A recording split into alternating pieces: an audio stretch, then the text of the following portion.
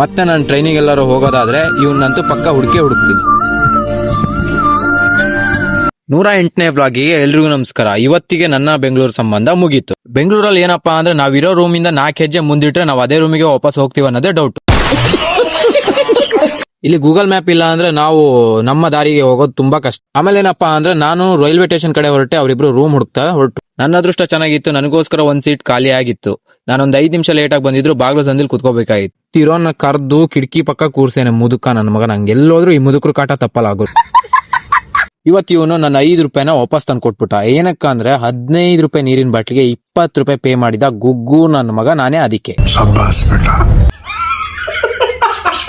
ಮನ್ಸಲ್ಲಿ ಒಂದ್ ವಿಷಯ ಸಿಕ್ಕಾಪಟ್ಟೆ ಕೊರಿತಾ ಇತ್ತು. ಯಾಕಂದ್ರೆ ರಾಯರ ದರ್ಶನ ನಮಗೆ ಆಗಿಲ್ಲ ಅಂತಾನು ಒಂದ್ ಕಡೆ ಬೇಜಾರಾಗಿತ್ತು. ಮಂತ್ರಾಲಯಕ್ಕೆ ಹೋಗೋರು ಯಾವತ್ತಿದ್ರು 3-4 ದಿವಸ ಟ್ರಿಪ್ ಮಾಡಿ, ಯಾಕಂದ್ರೆ ಒಂದೇ ದಿವಸದಲ್ಲಿ ಏನು ನೋಡಕ್ ಆಗಲ್ಲ ಅಲ್ಲಿ. ಈ ವಿಡಿಯೋದಲ್ಲಿ ನಾನು ಹೇಳೋದೇನಂದ್ರೆ ನಮ್ ತರ ಗಡಿಬಿಡಿ ಮಾತ್ರ ಮಾಡಕ್ ಹೋಗ್ಬೇಡ್ರಿ ಅಲ್ಲಿ.